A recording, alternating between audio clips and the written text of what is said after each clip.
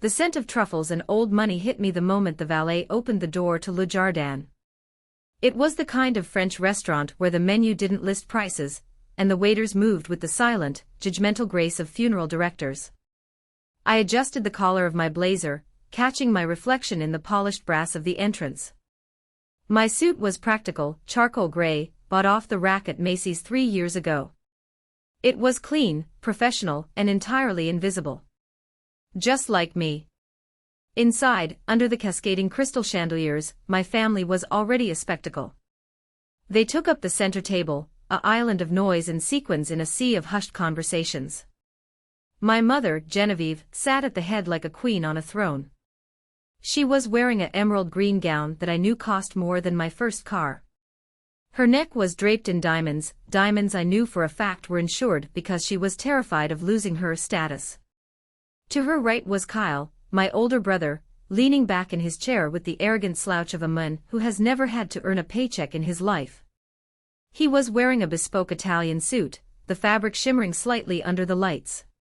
Next to him was Brenda, my sister, checking her reflection in a silver spoon, her lips pursed in that permanent expression of dissatisfaction she mistook for sophistication. And Tyler, the baby of the family, was already live streaming, holding his phone up to showcase the vintage wine bottle to his 10,000 followers. I walked toward them, my heels clicking a steady rhythm on the marble floor. It felt like walking toward a firing squad. "Oh, look," Kyle said, loud enough for the neighboring tables to hear. He didn't stand up. "The help has arrived." Brenda snickered, not even bothering to look up from her spoon. "Honestly, Katie. It's Mom's 60th birthday. Could you not have tried? You look like you're here to do our taxes." "Happy birthday, Mom," I said, ignoring them. I placed a small, wrapped gift box on the table. It contained a heartfelt letter and a rare first edition of her favorite novel, something thoughtful, something personal. Genevieve glanced at the box with the same enthusiasm one might have for a dead insect. She didn't touch it. Her eyes swept over my outfit, lingering on my scuffed briefcase. "You're late, Catherine," she said. Her voice was ice water. "And you're wearing that." I specifically told everyone this was a black tie event. "Look at your sister. Look at Kyle. They respect me enough to dress the part." "I came straight from work, Mom," I said quietly, pulling out the only empty chair. It was placed awkwardly at the corner, half off the carpet, as if I were an afterthought. "We had a crisis with a client. I couldn't leave until, work, Tyler groaned, flipping his camera to face me. "Say hi to the stream, Katie. Or don't. My followers hate boring people." God, imagine actually having to work a 9 to 5. Couldn't be me. "It's not a 9 to 5, Tyler," I muttered, sitting down. "And someone has to work in this family." The table went silent. The air pressure dropped. "Excuse me." Kyle leaned forward, his eyes narrowing. "Are you implying we don't work?" "I manage the estate portfolio, Katie. That is a full-time job. Just because you slave away in some cubicle as a, what is it you do again? Data entry. Tech support. Just because you're a drone doesn't mean the rest of us aren't visionaries." "I'm a consultant," I said, the standard lie I'd told them for 5 years. It was easier than explaining that I was the founder and CEO of Aegis Cybersecurity, a company currently valued in the 9 figures. It was easier to let them believe I was a nobody. It kept them from asking for more than the monthly allowance they thought came from Dad's trust fund. "Consultant," Brenda laughed, sipping her champagne. "That's corporate speak for I make copies and fetch coffee. It's embarrassing, really. We tell people you're traveling in Europe. It's kinder than the truth." I looked around the table. The table was laden with appetizers, foie gras, escargot, caviar. The excess was nauseating. I knew the numbers.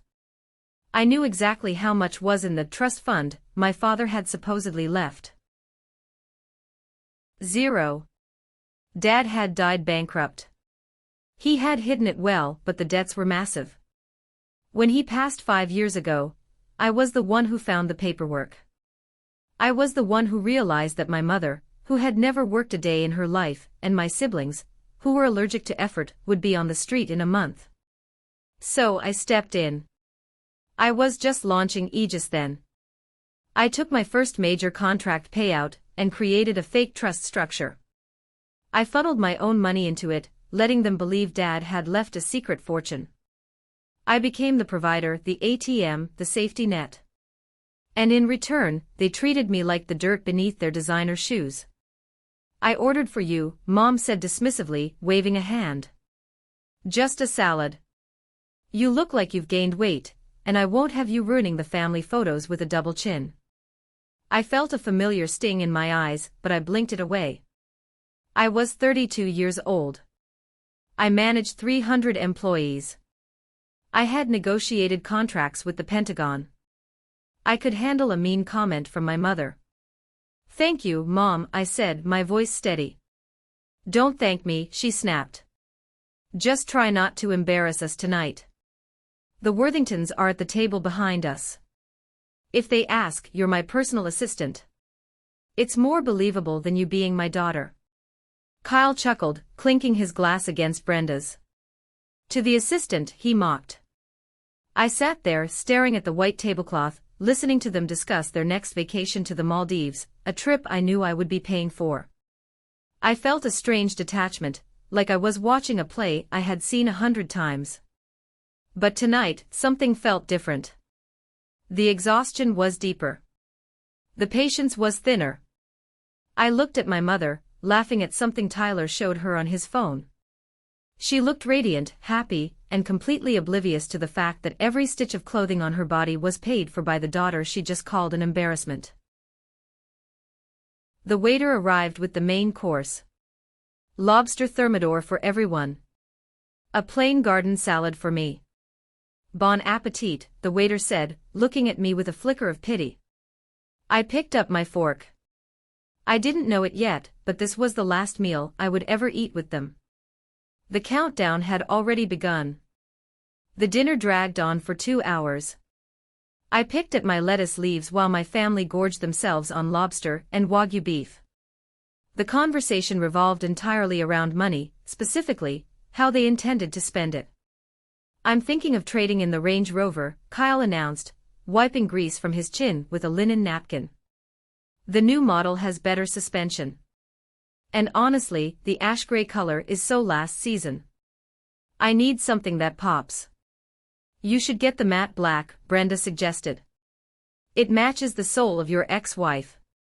They both laughed raucously. Speaking of upgrades, Mom turned to me, her eyes critical. Catherine, when are you going to do something about your situation? Driving that Honda to a place like this. The valet looked like he wanted to park it in the trash compactor. It reflects poorly on the family brand. The car works fine, Mom, I said, taking a sip of water. It was the Honda Accord Dad had bought me for college graduation, the last gift he gave me before the gambling debt swallowed him whole. It gets me from point A to point B. It gets you to mediocrity, she sniffed. Then, the sommelier arrived with the bill for the wine. Mom had ordered 3 bottles of a vintage Bordeaux, 1982. I saw the price tag when the waiter placed the leather folio on the table. $5,000. For fermented grape juice. Mom didn't even look at it.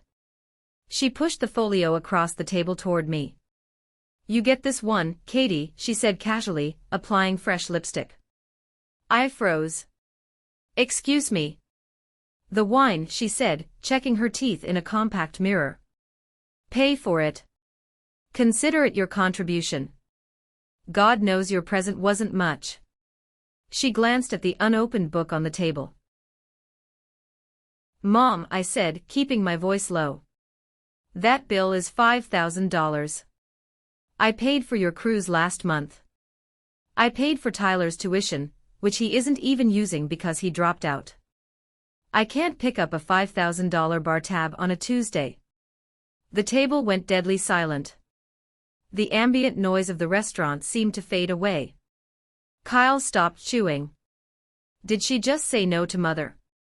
Genevieve slowly lowered her mirror. She turned to face me, her eyes narrowing into dangerous slits. What did you say? I said I'm not paying for the wine, I stated, my heart hammering against my ribs. I didn't drink any of it. You ordered it. You have the trust fund card. Use it. The trust fund is for maintaining the family legacy, she hissed. Not for petty expenses. You have a job. You have a salary. It is high time you showed some gratitude for the life we gave you. Gratitude. I felt a laugh bubbling up in my throat, bitter and sharp. I have paid for everything, Mom. Everything. And you treat me like, lower your voice, she commanded. You are embarrassing me. I am embarrassing you. I stood up. The chair scraped loudly against the floor. You're sitting here wearing a $10,000 dress, demanding your daughter pay for wine she didn't drink, while calling her a failure. I'm done. I reached for my purse. Sit down, Mom said. It wasn't a request. No. I said sit down. She grabbed the nearest object, a freshly poured cup of black coffee that the waiter had just set down for dessert. She didn't throw it. That would have been too chaotic. Instead, she looked me dead in the eye, said, "Watch this," and calmly tipped the cup over my wrist and onto the front of my suit. The heat was instantaneous. Shocking. Searing. I gasped, stumbling back as the dark liquid soaked into my white blouse and gray blazer, burning my skin. The pain was sharp, but the silence that followed was worse. For a second, nobody moved. Then, Kyle snorted. That snort broke the dam. Brenda started giggling, covering her mouth with her hand. Tyler, who was still recording, zoomed in on the coffee stain spreading across my chest. Oh my God, Brenda laughed. You look like you wet yourself, Katie. That, Mom said, placing the empty cup back on the saucer with a delicate clink, is how we treat trash. People who don't respect themselves or their family deserve to be stained. Now go clean yourself up and pay the bill. And don't come back to the table until you look presentable. My skin was burning. My chest was heaving. I looked at them, my mother, my brothers, my sister. I looked at their cruel, twisted smiles. I looked at the waiter who was staring at the floor, too terrified to intervene. In that moment, something inside me snapped. But it wasn't a loud snap. It wasn't a scream. It was the quiet click of a lock turning. The obligation. The guilt. The promise I made to Dad to take care of them. It all evaporated. I didn't wipe the coffee off. I didn't cry. I straightened my posture, ignoring the searing pain on my wrist. I reached into my purse, pulled out two $20 bills, and placed them on the table. For my salad, I said. My voice was terrified calm. It sounded like a stranger's voice. Where are you going? Mom demanded, her eyes flashing. I didn't dismiss you. I understand now, I said. I looked at her, really looked at her, for the first time in years. I didn't see a mother. I saw a parasite in a green dress. I finally understand. I turned and walked away. If you walk out that door, Catherine, she screamed after me, abandoning her whisper, don't you dare come back. You are cut off. Do you hear me? Cut off. Her threat echoed through the silent restaurant. I kept walking past the horrified faces of the other diners, past the trembling maitre d', and out into the cool night air. Cut off. I almost laughed. She had no idea. The night air didn't cool the burn on my skin, but it cleared my head. I sat in my Honda for a moment, gripping the steering wheel until my knuckles turned white. My phone buzzed incessantly. Kyle, you ruin everything. Mom is crying. Send the money for the wine immediately. Brenda, you selfish bee. Everyone is staring at us. Mom, don't bother coming to Christmas. You are dead to me. I deleted the messages. Then, I blocked their numbers. One by one. Delete. Block. Delete. Block. I didn't drive home to my modest apartment. Instead, I drove to a glass and steel skyscraper in the financial district. The building where Aegis Cybersecurity occupied the top 5 floors. The security guard, Mike, stood up as I approached. He saw the coffee stain, the red, blistered skin on my wrist, and his face hardened. Ms. Mitchell. Are you all right? Do you need a medic? I'm fine, Mike, I said, my voice steel. Call Mr. Henderson. Tell him to meet me in my office. Now. It's 10 p.m., ma'am. I pay him a retainer to be available at 3 a.m. if I sneeze. Call him. 20 minutes later, I was standing in my office, looking out at the city skyline. I had changed into a fresh spare suit I kept in my closet, a sharp, navy blue power suit. The coffee-stained rags were in the trash. Arthur Henderson, my personal attorney, and the only man who knew the full extent of my family's financial charade, rushed in. He was a small man with sharp eyes and a sharper mind. He saw my face and closed the door quietly. What happened? He asked. They finally pushed too hard, Arthur, I said, turning to face him. We're executing Protocol Omega. Arthur's eyebrows shot up. Omega. Are you sure? That's the nuclear option, Katie. Scorched earth. There's no going back.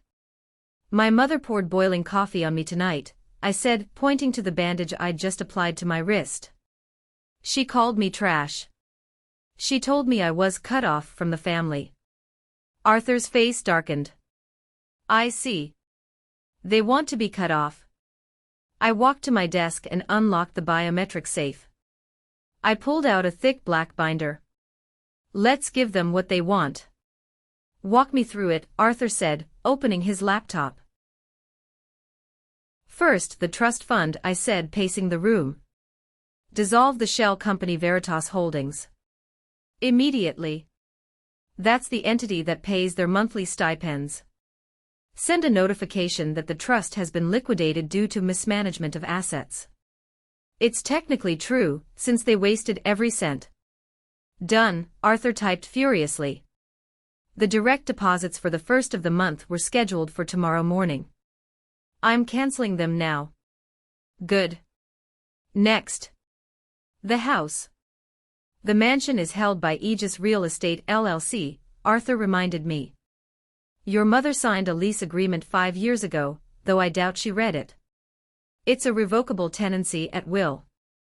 Revoke it, I said. Issue an eviction notice. Give them, let's be generous, 72 hours. But cut the utilities tonight. The contract states that utilities are covered only as long as the account is in good standing. Since I'm dissolving the funding source, the account is empty. Power, water and internet off by midnight, Arthur nodded. What about the cars?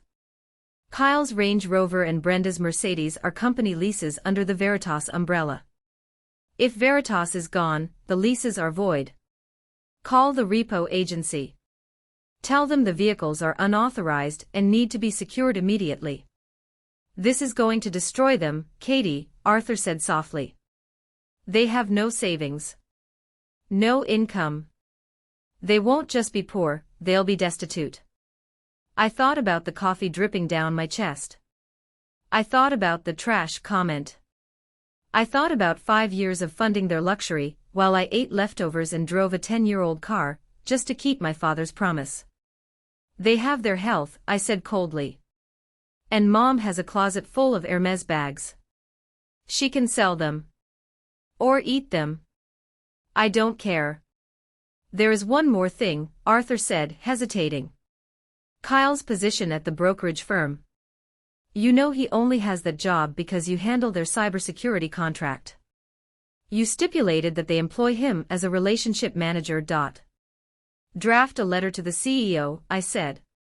Tell them Aegis is reviewing its vendor relationships. And attach the file I sent you last week, the one showing Kyle has been skimming from client accounts. Arthur stared at me. You had that evidence. I'm a cybersecurity expert, Arthur. I monitor everything. I was protecting him. Keeping him out of jail. But tonight. I leaned forward, placing my hands on the mahogany desk. Tonight, I'm done being the shield. Send the file. Let him face the consequences of his own actions. And your sister. Her husband. Robert is cheating on her. He's been using the joint account to pay for an apartment in the city for his mistress. I've been covering the deficit so Brenda wouldn't find out. Stop covering it. Let the check bounce. Let the landlord call her. Arthur typed for a few more minutes, the silence in the room heavy and electric. Finally, he hit enter with a decisive click. It's done, he said. The dominoes are falling. By sunrise, their world will be unrecognizable. I walked to the window. I could see the lights of the city spread out below me. Somewhere out there, my mother was probably sleeping in her silk sheets, dreaming of her next gala, completely unaware that the roof over her head was no longer hers. Thank you, Arthur, I said. Are you going to go home? No, I said, sitting down in my leather executive chair. I'm going to stay here. I want to watch. I pulled up the security feeds on my monitor. Not the office feeds.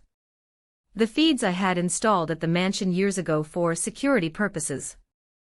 I saw the exterior of the house. It was dark and peaceful. Let there be light, I whispered. Then, I watched on the screen as the exterior floodlights flickered and died. The smart home system went offline. The gate locked down. The war had begun. I didn't sleep. I couldn't. Adrenaline was a potent fuel. I spent the night in my office, monitoring the dismantling of my family's artificial reality. It was like watching a controlled demolition, precise, loud, and irreversible. The sun rose over the city at 6:15 a.m., painting the sky in hues of violent orange and bruised purple. At the mansion, the chaos began at 7 a.m. sharp. I watched the security feed from the front gate, which ran on an independent battery backup. A tow truck, massive and unrelenting, backed up to the driveway. Two men in jumpsuits hopped out. They didn't knock. They didn't ask permission. They hooked up Kyle's beloved Range Rover. My phone, which I had unblocked just to witness the fallout, lit up. Kyle, Mom. Someone is stealing my car. Call the police. I watched on the screen as Kyle ran out of the house in his silk pajamas, waving his arms like a manic scarecrow. He was shouting at the tow truck driver. The driver simply handed him a clipboard.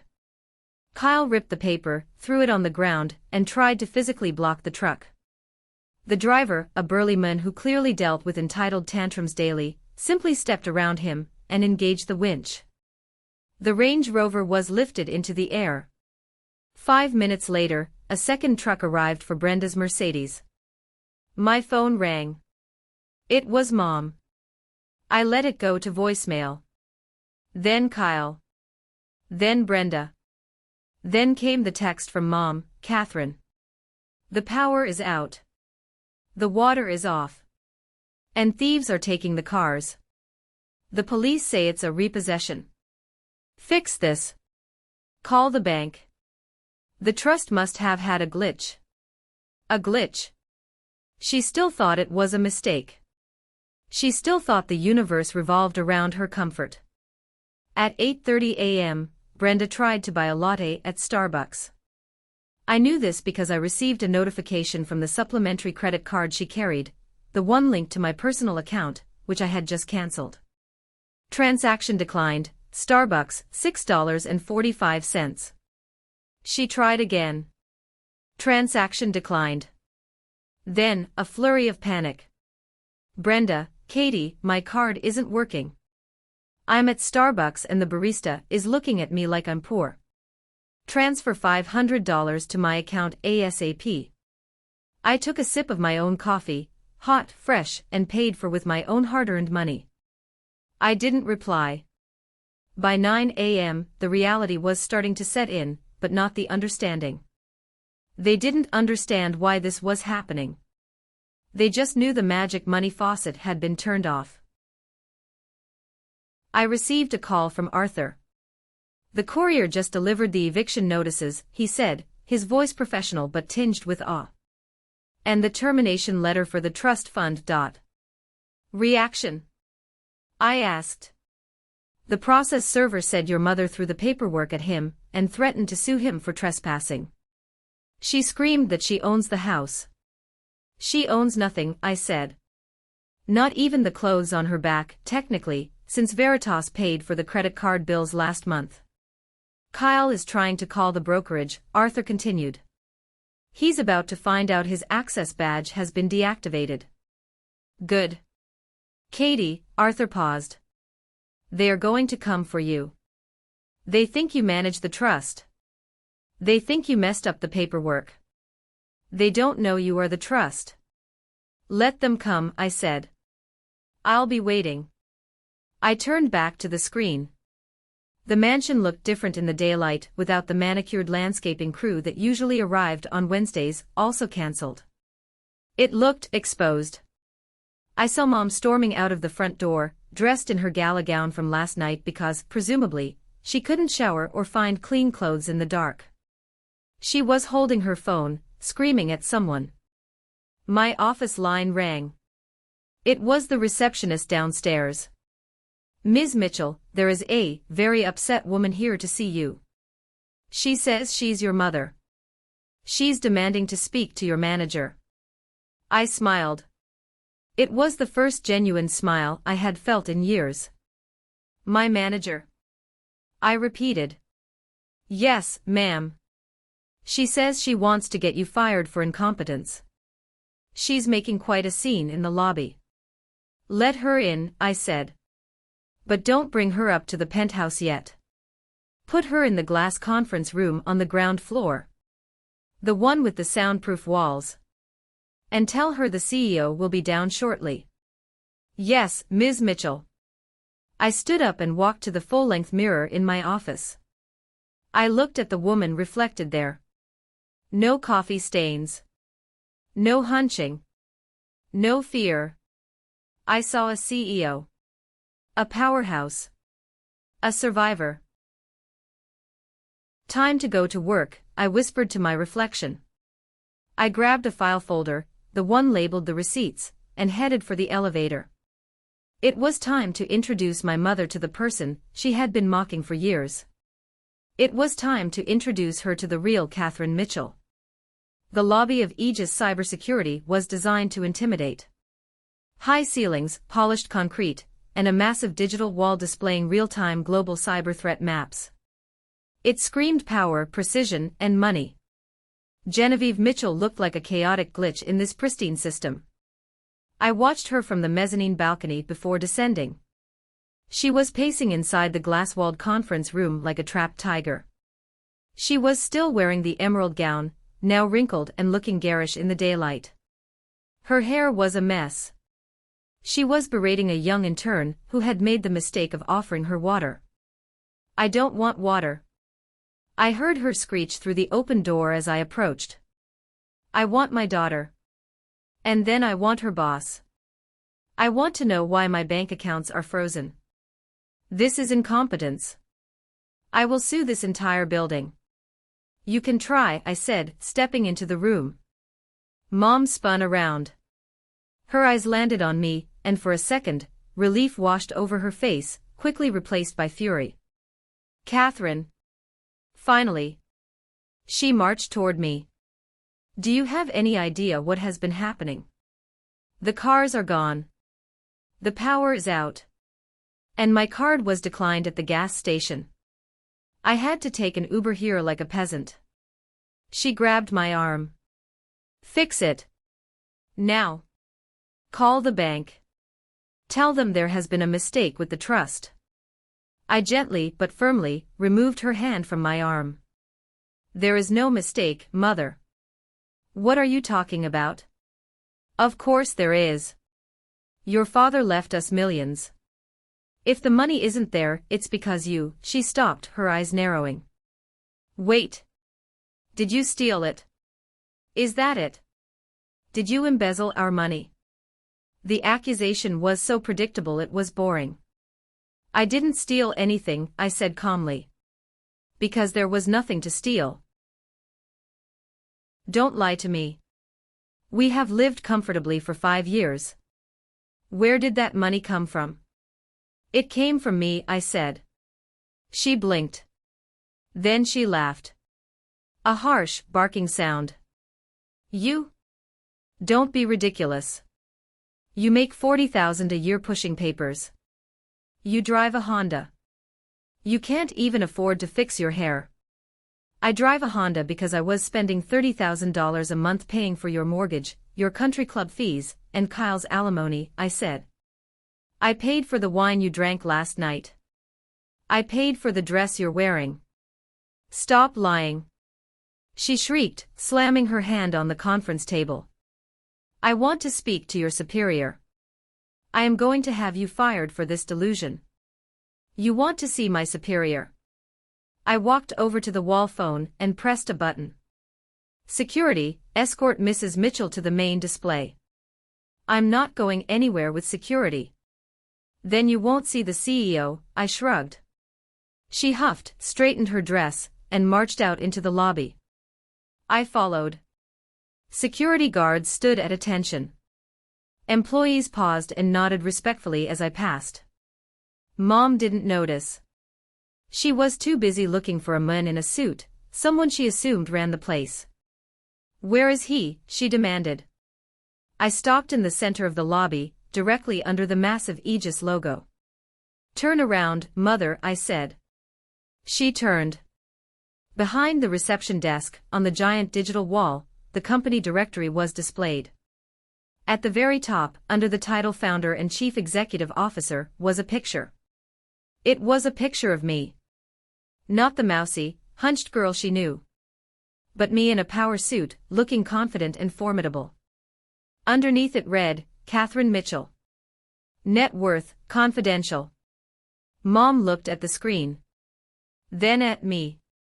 Then back at the screen. Her mouth opened but no sound came out. This is a trick, she whispered. You're a secretary here. You slept with the boss and made him put your picture up. I sighed. Her denial was pathological. I built this company, Mother. From the ground up. While you were mocking me for working late, I was coding. While you were calling me trash, I was securing contracts with Fortune 500 companies. I am Aegis. No, she shook her head. No. If you had money, why did you live like that? Why did you let us treat you? Because I made a promise to Dad, I stepped closer, my voice dropping to a whisper. He died broke, Mom. He gambled it all away. He begged me on his deathbed to look after you. To not let you know you were destitute. So I didn't. I worked myself to the bone to fund your fantasy life. I let you mock me because I loved you. I leaned in, my face inches from hers. But then you poured coffee on me. And you called me trash. Her face went pale. The reality was starting to crack through the delusion. So I continued, I stopped. I stopped paying the bills. I stopped filling the accounts. I stopped being the provider. You can't do that, she stammered, her voice trembling. We're family. You can't just leave us with nothing. You have what you earned, I said. Which is nothing. I'll sue you. She screamed, the fear turning back into aggression. I'll sue you for everything you have. That trust money belongs to us. You stole it. Go ahead, I said, gesturing to the door. But before you do, you should know that Kyle has been arrested. She froze. What? I sent the evidence of his embezzlement to his firm last night. The police picked him up 20 minutes ago. And Brenda? Her husband just found out about the affair because I stopped paying for the mistress's apartment. He's filing for divorce and full custody. Mom looked at me with pure horror. You're a monster. No, Mother, I said, turning my back on her. I'm just the trash taking itself out. Security, remove this woman from my building. I returned to the penthouse office, my heart pounding a steady, heavy rhythm against my ribs. Watching the security guards escort my mother out of the building didn't feel like a victory. It felt like an amputation. Necessary but painful. I sat in my chair and turned my attention to the wall of monitors. I needed to be ready. Mom's threat to sue wasn't empty. She was desperate, and desperate people lit fires. I pulled up the folder Arthur and I had compiled, the receipts. It wasn't just a figure of speech. It was literally receipts. 5 years of them. I opened the first file, the tax returns. Dad hadn't just died broke, he died owing the IRS millions. I had settled that debt quietly to preserve the house, paying it off from my initial earnings. But to keep the trust fund going, I had to file taxes for the family trust. Every year, Mom signed the tax documents without reading them.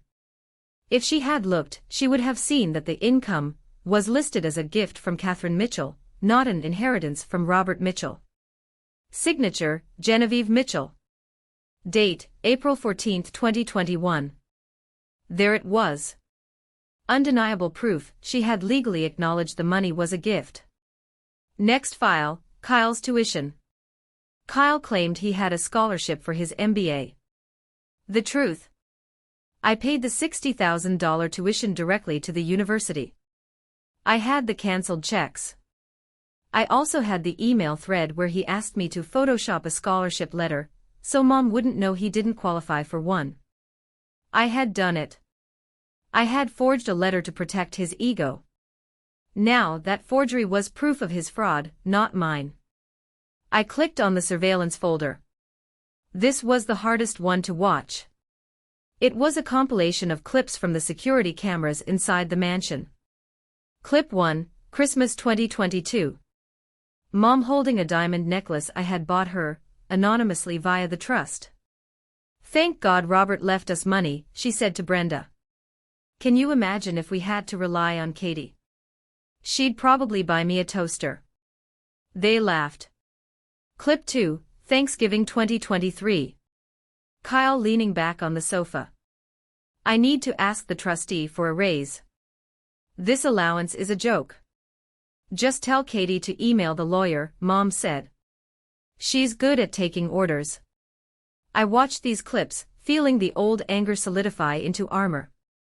They didn't just hate me, they held me in contempt.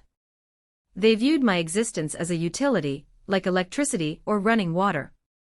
Useful but unworthy of notice until it stopped working. My intercom buzzed. Ms. Mitchell. Mr. Henderson is back. Arthur walked in, looking grim. He was holding a tablet. They're moving fast, he said. They found a lawyer. A guy named Saul Goodman wannabe who advertises on bus benches. They just filed an emergency injunction. On what grounds? Elder abuse, theft of inheritance, and wait for it, intentional infliction of emotional distress. I laughed. Emotional distress. That's rich. They are also going to the press, Arthur warned. They're spinning a narrative. The evil tech mogul daughter steals from widowed mother. It's juicy, Katie. The media will eat it up before checking the facts. Let them, I said, staring at the screen where Mom's signature on the tax return glowed in high definition. Let them build the stage. Let them climb up on the pedestal. The higher they climb, the harder they fall. We need a strategy, Arthur pressed. We should issue a statement. Deny the allegations. No, I said. Silence. Silence. If we deny it, it becomes a he said, she said. I want them to commit to their lie. I want them to go on record, under oath or on camera, stating that the money was theirs. Once they do that, once they lock themselves into that story, then we drop the hammer, Arthur finished, a slow smile spreading across his face. Exactly. I stood up and walked to the window. Is Kyle out on bail? Yes. Mom bailed him out using, well, she tried to use the house as collateral, but found out she doesn't own it. She ended up pawning her jewelry. He's out, but he's furious. Good. Fury makes people sloppy. I turned back to Arthur. Prepare the war room. I want every document digitized and ready for presentation. And get me the unedited footage from the restaurant security cameras. Not just the video. The audio too. You want to play that in court? No, I said, my eyes cold. Court is too private. If they go to the media, we finish this in the media. I looked at the file on my desk. The evidence was ironclad. It wasn't just a defense, it was a weapon of mass destruction. And my hand was hovering over the launch button. The next 48 hours were a masterclass in gaslighting. My family didn't just play the victim, they professionalized it. Without their usual funding, they turned their victimhood into a currency. I sat in my living room, my real living room in a secure penthouse, not the cramped apartment they thought I lived in, and watched the local news. The reporter, a woman with overly concerned eyebrows, stood in front of the mansion gates. I'm here at the Mitchell estate, she said, her voice grave. Where a prominent local family claims they are being terrorized by their own daughter. Genevieve Mitchell, a widow and philanthropist, says she has been thrown onto the street by her daughter, Catherine Mitchell, the CEO of Aegis Cybersecurity. The camera cut to Mom. She was wearing a simple black dress, likely the only one she had left, and no jewelry. She looked frail, crying into a tissue. It was an Oscar-worthy performance. She stole everything, Mom sobbed on camera. My husband left that money for me. For the children. Catherine managed the accounts. We trusted her. And now she says it's all hers. She's kicked us out. She shut off the power. I'm an old woman. Where am I supposed to go? Then Kyle appeared, looking disheveled but righteous. My sister has always been jealous, he told the camera. She was the black sheep. She couldn't handle that we were happy. This is a vendetta. She hacked the accounts. She's a hacker, that's what she does. Brenda chimed in, holding her crying toddler, who I knew she usually ignored. She ruined my marriage too. She planted fake evidence to frame my husband. She's a sociopath. The reporter turned back to the camera. A hearing has been set for tomorrow. The Mitchell family is seeking $50 million in damages and the immediate return of the estate. We reached out to Catherine Mitchell for comment, but she has declined to respond. My phone exploded with notifications. Twitter, X, was trending with #BoycottAegis. People were calling me a monster. A elder abuser. They're winning the court of public opinion, Arthur said. He was sitting on the couch opposite me, looking stressed. Investors are getting nervous, Katie. The stock dipped 4% this morning. Let it dip, I said, sipping my tea. It'll bounce back double tomorrow. You have nerves of steel, Arthur shook his head. They have filed an emergency motion for lease pendens on the house, and an injunction to freeze your personal assets. The judge granted a preliminary hearing for tomorrow morning at 9 a.m. Perfect, I said. Perfect. Katie, if the judge believes them, he could freeze your accounts. Aegis could be paralyzed. He won't believe them, I said. Because they made one fatal mistake. What's that? They lied in a sworn affidavit. I picked up the legal filing Arthur had brought over. Right here. Paragraph 4. The plaintiff, Genevieve Mitchell, asserts that the funds in the Veritas Trust were solely derived from the estate of Robert Mitchell. Yes. Perjury, I said simply. They just lied to a judge.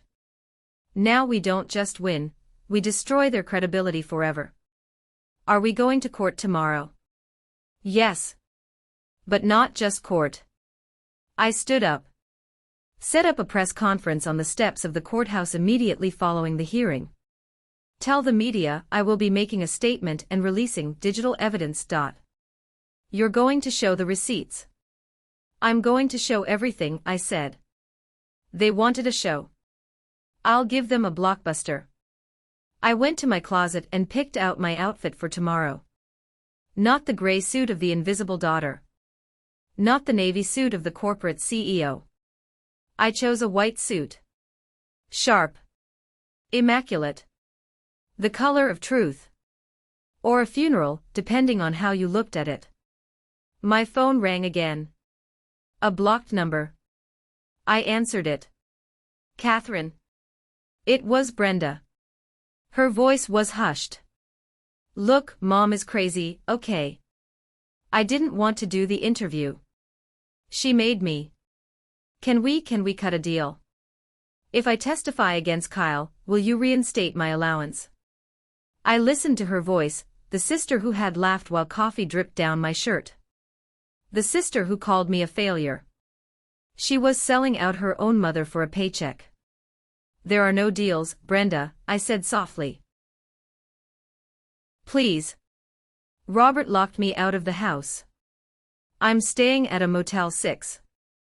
Do you know what that smells like? It smells like consequences, I said. See you in court. I hung up. The ambush was set.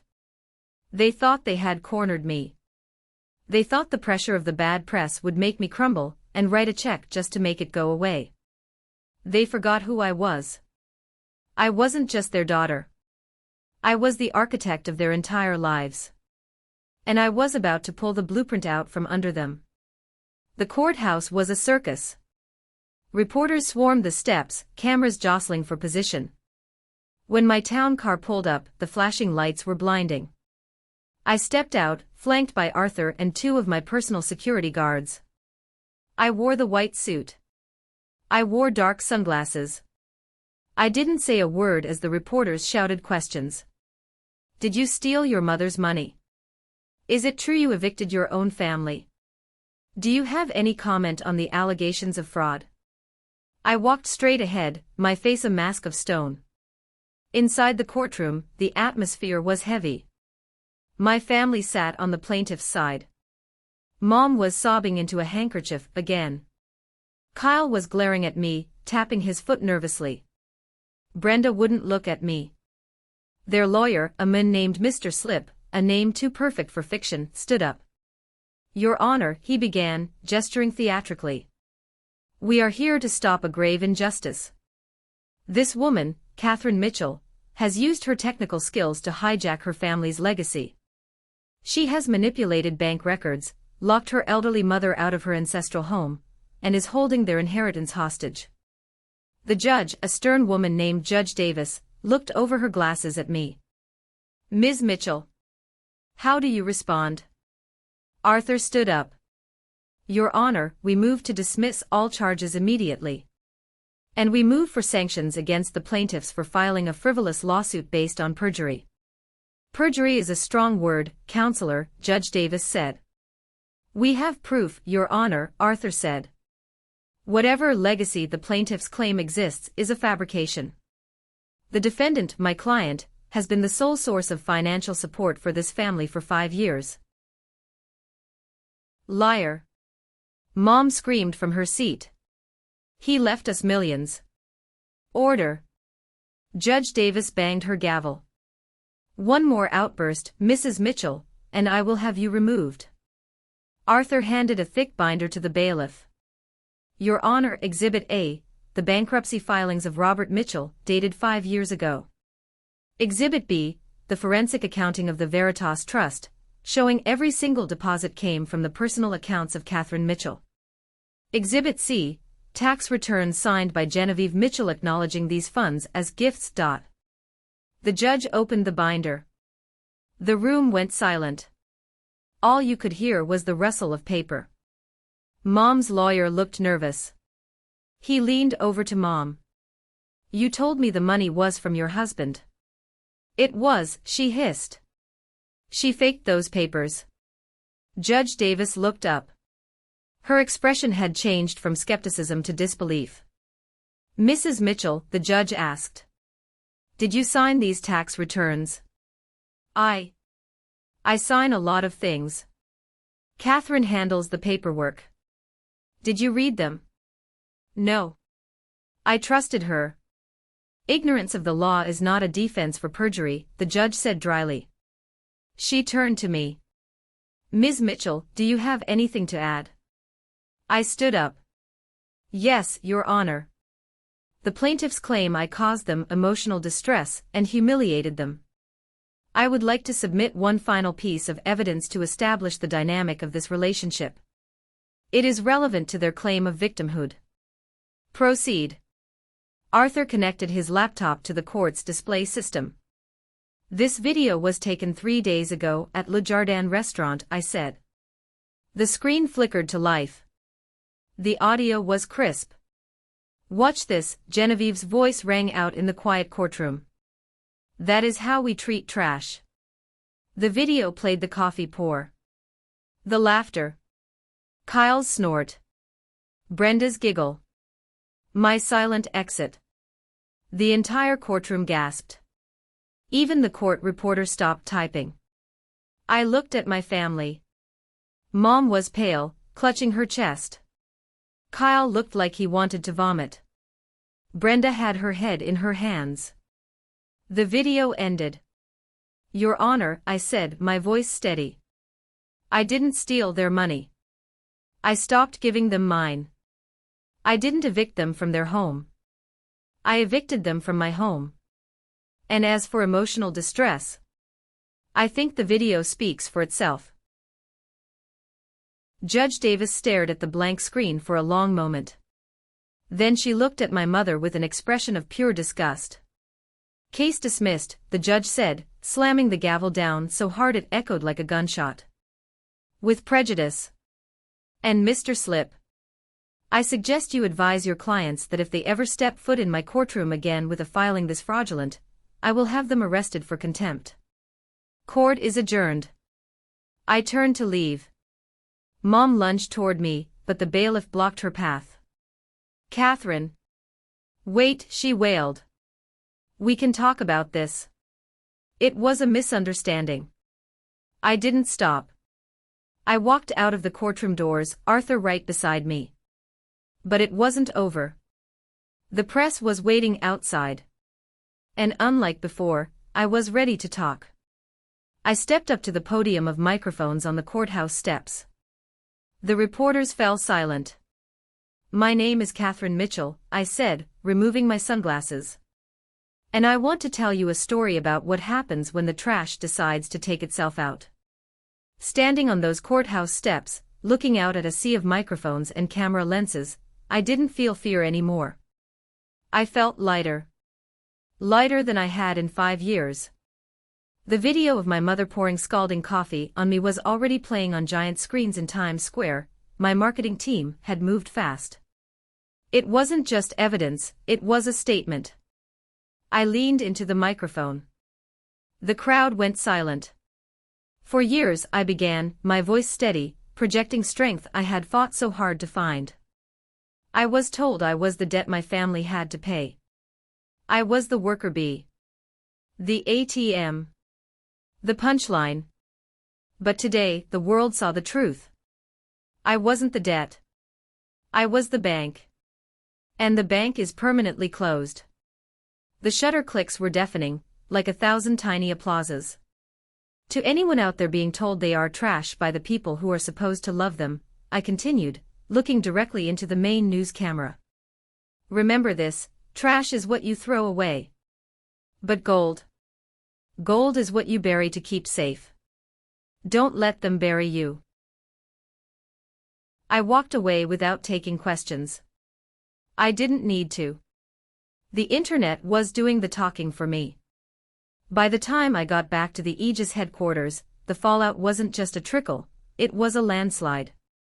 We set up a command center in the conference room to monitor the situation, not out of vanity, but for security. The first domino to fall was Tyler. My influencer baby brother. He had been live streaming his reaction to the trial, calling the judge biased and me a witch. But the internet is a cruel and efficient judge. His sponsors, energy drinks, clothing brands, a tech startup, saw the courtroom video. They saw him laughing while I burned. Notification: Brand X terminates partnership with Tyler Mitchell effective immediately. Notification: Jim's Hark pulls sponsorship. Notification: Tyler Mitchell's Instagram account flagged for harassment. I watched his follower count drop in real time. It was free-falling. 100,000, 80,000. 50,000 people were flooding his comments with the coffee emoji. It was poetic. He wasn't losing his career, he was being erased. Then came the social consequences for Mom. The country club, the one she cherished more than her own children, issued a press release. It was brief and brutal. Due to conduct unbecoming of a member, Mrs. Genevieve Mitchell's membership has been revoked. We have zero tolerance for abuse. That had to hurt more than the poverty. Being poor was one thing, being a social pariah was a death sentence for Genevieve. And Kyle. The police didn't wait. Because I had handed over the full unredacted file of his embezzlement to the district attorney, they had what they needed to upgrade his charges. He wasn't just facing fraud, he was facing grand larceny. Arthur walked into my office around 4 p.m. He held a tablet with a grim satisfaction on his face. "You need to see this," he said. It was a news clip. A reporter was standing outside the mansion, my mansion. "The scene here is chaotic," the reporter shouted over the noise. "Movers hired by Aegis Real Estate are currently emptying the property. But it seems the Mitchell family has locked themselves inside the master bedroom, refusing to leave." "They're squatting?" I asked, sipping my tea. "They're trying to," Arthur corrected. "But the sheriff's department has arrived. They are executing the eviction order." I watched on the screen as the front door was breached. Moments later, my brother Kyle was led out in handcuffs, screaming that he knew senators. Then came Brenda, shielding her face with a jacket. And finally, Mom. She wasn't screaming. She looked shell-shocked. She was holding a single Louis Vuitton bag, clutching it to her chest like a life raft. A deputy guided her down the driveway, past the neighbors who had gathered to watch. The same neighbors she used to sneer at for having messy lawns. It was over. The house was empty. The accounts were dry. The reputation was incinerated. I turned off the TV. "Arthur," I said. "Change the locks. And put the house on the market tomorrow. All proceeds go to charity." "Which charity?" he asked. "The Burn Victim Support Fund," I said, a small, ironic smile touching my lips. "It seems appropriate." The satisfaction wasn't a sudden rush, it was a slow, warming glow. It was the feeling of taking a heavy backpack off after a 10-mile hike. But I knew them. I knew the silence wouldn't last. Desperation makes people bold, and they were about to learn what true desperation tasted like. If you are watching this and you've ever felt the weight of carrying people who wouldn't cross the street to help you, hit that like button. Let me know I'm not alone. Because what happened next proved that some people never learn until they hit rock bottom. 3 weeks later, the silence broke. I was working late in my penthouse office. The city lights below were a comforting reminder of how far I had risen. My security system buzzed. "Ms. Mitchell," the night guard's voice crackled. "There are 3 individuals in the lobby. They say they're family. They're refusing to leave until they see you." I checked the lobby camera. I almost didn't recognize them. Mom was wearing a coat that looked 2 sizes too big and frayed at the hem. Her hair, usually dyed a perfect chestnut, was showing gray roots, an inch of stark white reality. Brenda looked exhausted, dark circles under her eyes, wearing jeans and a t-shirt. Kyle was missing. Presumably, he was still enjoying the hospitality of the county jail since no one could afford his bail. Tyler was there, looking at the floor, his phone nowhere in sight. "Let them up," I said. "Are you sure, ma'am?" "Yes." "Escort them. And stay by the elevator." I wanted to see this. I needed to see this. It was the final chapter of the book I was closing. When the elevator doors opened, they stepped into my foyer hesitantly. The penthouse was breathtaking, minimalist, expensive, and tasteful. Everything Mom had ever pretended to have, I actually owned. They stood huddled together on the marble floor, afraid to touch anything. "Katie," Mom said. Her voice was cracked, devoid of the imperious tone I had known my whole life. "Thank you for seeing us." I stood by the fireplace, not offering them a seat. "You have 5 minutes. What do you want?" We wanted to apologize," she said, wringing her hands. "We've been doing a lot of thinking. Living in the motel has given us perspective." "Perspective," I repeated dryly. "Is that what you call it?" "We were wrong," Brenda chimed in, stepping forward. "About everything. We shouldn't have treated you that way. We were stressed. We were just used to things being a certain way. But we're family, Katie. Blood is thicker than water." "Blood is vital," I corrected her. "But sometimes, blood is toxic. And when it's toxic, you need a transfusion to survive." "Please," Mom stepped closer, tears welling up in her eyes. "Real tears this time? Or just the tears of a woman who missed her heated floors?" "I'm your mother. I changed your diapers. I raised you. Doesn't that count for anything? We have nothing. Tyler is sleeping on a floor. Brenda lost custody of her kids because she doesn't have a stable home. We are suffering." "I know," I said. "I read the police reports." "We need help," Tyler mumbled, looking up. "Just a loan. To get an apartment. To get back on our feet. We'll pay you back. I promise. I'm going to get a job." "A job?" I mused. "That's a novel concept." I walked over to the side table where a silver coffee service was set up. The smell of freshly brewed Arabica filled the room. I saw Mom flinch when I picked up the pot. Her eyes widened, terrified. She thought I was going to do it. She thought I was going to pour the boiling liquid on her, just like she had done to me. The fear in her eyes was palpable. She took a step back, raising her hands defensively. "Katie, no. Please." I looked at her, holding the steaming pot. The power dynamic had shifted completely. She was the cowering child. I was the one holding the scalding weapon. I poured the coffee into a delicate china cup. I added cream and sugar, stirred it slowly, the spoon clinking softly against the porcelain. Then, I took a sip. "I'm not you, Mother," I said softly, placing the cup down. "I don't hurt people to make myself feel big. I don't treat people like trash." She lowered her hands, trembling. The shame on her face was worth more than any revenge. "You want money?" I asked. "Just enough to start over," she whispered. "No." The word hung in the air. "I won't give you money," I said.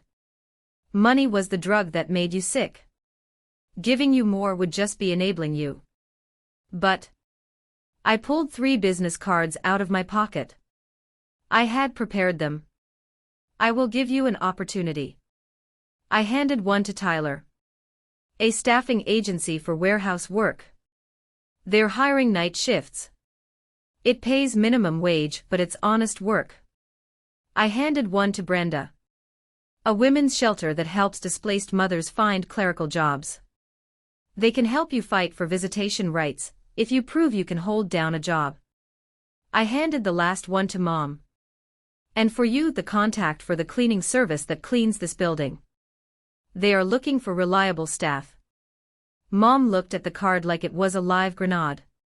You want me to be a maid? In your building? I want you to learn the value of $1, I said, cold as ice. You spent 5 years spending my money. Now you can earn your own. It's an honest living, Mom. There is dignity in labor. You taught me that by forcing me to do all the work while you sat around.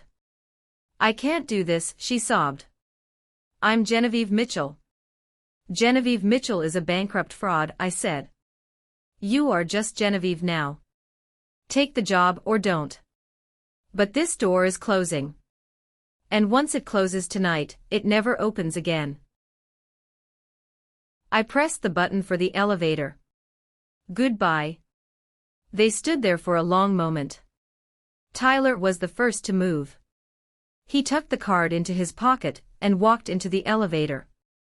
He looked defeated, but for the first time, he looked real. Brenda followed, wiping her eyes.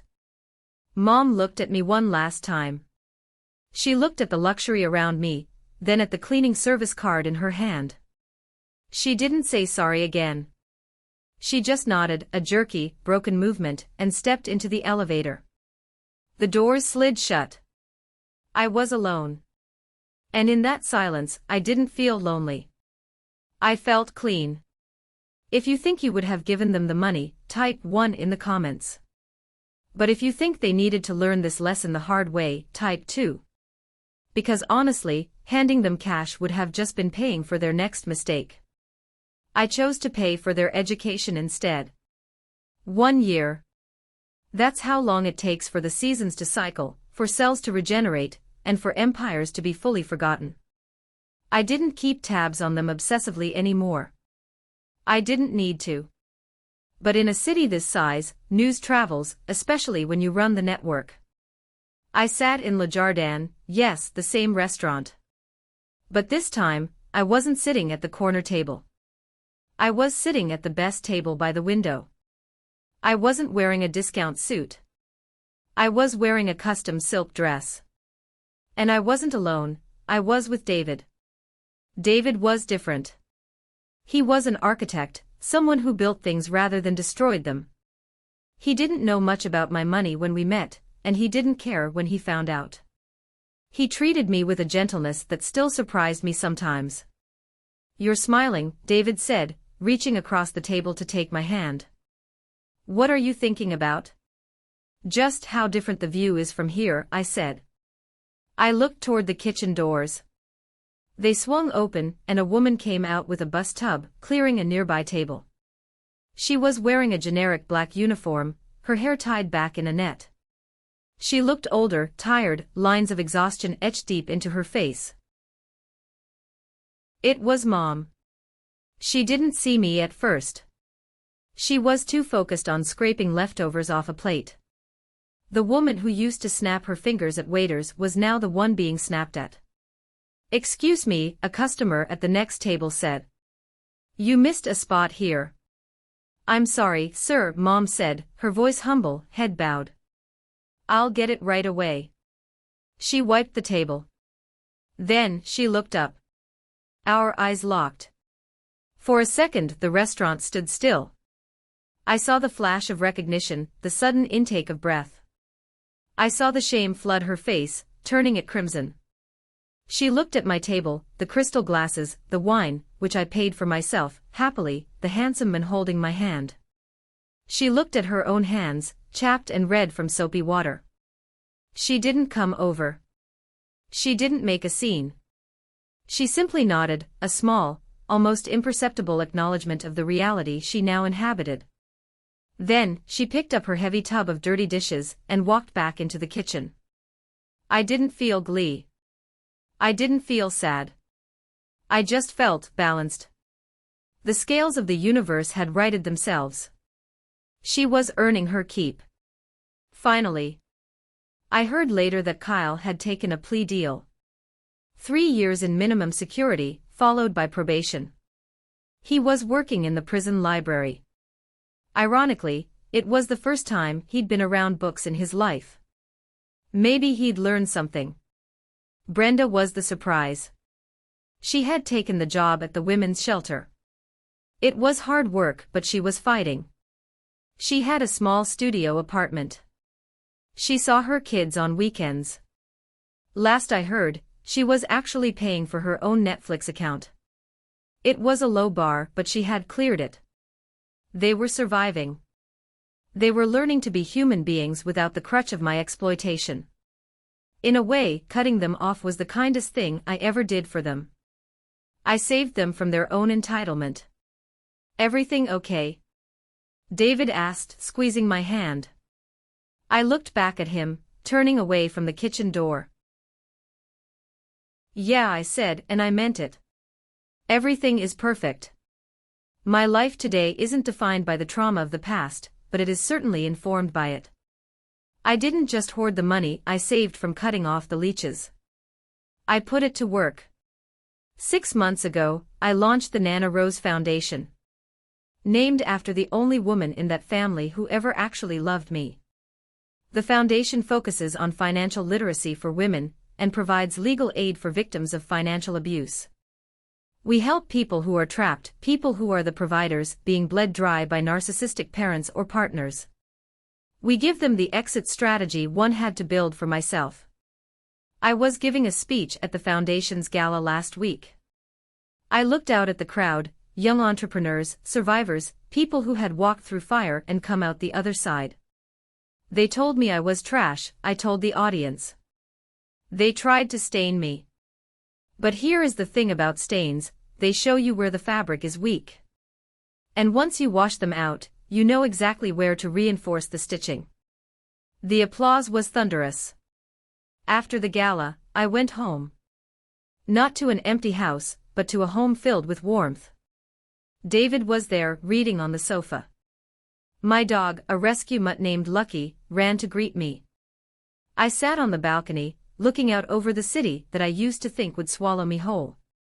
I thought about the girl in the Honda, crying over a coffee stain. I wanted to reach back in time and hug her. I wanted to tell her, hold on. It gets better. But only if you make it better. Family isn't just DNA. That's a biological accident. Family is the people who respect you.